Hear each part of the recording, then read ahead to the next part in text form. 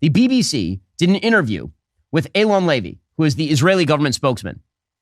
And this interview is perfectly insane because Eylon Levy points out that when civilians are dying in Gaza, it's because Hamas is hiding behind civilians, that Israel is targeting military targets, and Hamas is deliberately attempting to massively increase the civilian casualty numbers in order so they can go to the morons at the BBC and claim that Israel ought to pursue a ceasefire.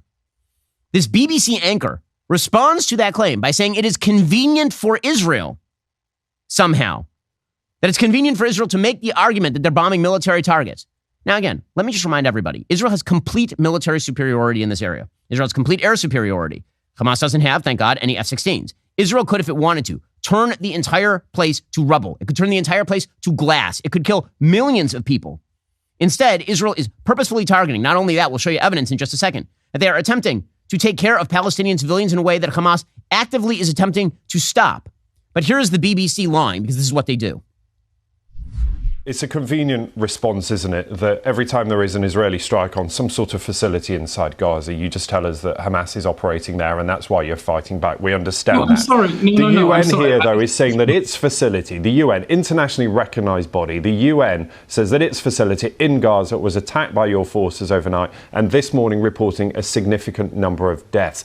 The point is that is in contravention of international humanitarian law and people need somewhere that is safe to go if you are telling them to evacuate from the north of Gaza.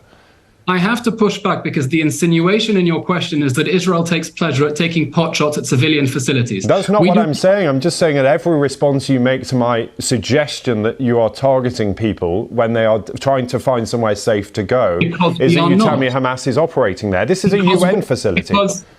Ben, Hamas has spent the last 16 years embedding itself underneath civilian areas in Gaza, building its headquarters under the hospital, exploiting ambulances, putting its own, our troops have just discovered rocket launchers and weapon silos inside schools, inside classrooms, next to children's bedrooms. So that justifies attacking those targets, even though there are, as we've seen this morning, babies in the hospital. We've seen that innocent civilians are in the UN facilities. And we are doing everything we can, going above and beyond our obligations under international law to get civilians out of harm's way. Look at the media. Look at the BBC there. Look at the BBC. What Eylon Levy there is saying is 100% true. Clearly 100% true. When he says that the UN facilities have been used for a very long time by Hamas as staging grounds for their terrorism and as storage points for their weaponry, then the BBC guys, well, isn't it convenient then that you're attacking those UN facilities as civilian? He's like, they're not civilian targets. They're military targets deliberately placed among civilians, which makes them military targets. And the BBC said, well, isn't that convenient since you do want to obviously get... He's like, we don't want to kill civilians. Like, it's just disgusting. It's vile. And this sort of moral equivalence comes in softer form as well. So there was a picture that emerged from Al-Shifa Hospital of small babies who are having trouble. The reason they're having trouble is because babies should not be at Al-Shifa Hospital. Israel has offered to get the babies out of Al-Shifa Hospital. Al-Shifa Hospital is a front for terrorism. It has the headquarters of the military under it. It has for 10 years. It's been reported by the New York Times, the Washington Post, Amnesty International. Hey, they put vulnerable children literally on top of their military headquarters in order to protect them. And Piers Morgan tweets out, this is so heartbreaking. Dozens of newborn babies detached from their incubators at Al-Shifa Gaza Hospital due to power oxygen running out. Israel must do more to get them to safety and medical treatment ASAP.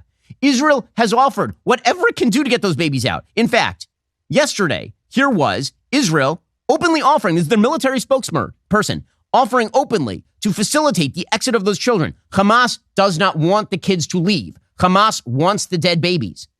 To imply that it's Israel that has the responsibility for the babies that Hamas is almost literally strapping to their own bodies is insane. Here is Israel's military spokesperson explaining this yesterday. We're speaking directly and regularly with the hospital staff. The staff of the Shifa Hospital has requested that tomorrow we will help the babies in the pediatric department to get to a safer hospital. We will provide the assistance needed. And there's something that the world must not forget, and we will not let the world forget it. Hamas has been holding hostages, 239 men, women, children, elderly, and babies. Don't forget babies. For 36 days. This is a crime against humanity, and we will not let the world forget it. But that didn't stop the media from trying to create this false moral equivalence. Why? Because that way they can appear tolerant. They can appear sweet as the reverse colonization from places that hate America and hate the West happen. That is the goal.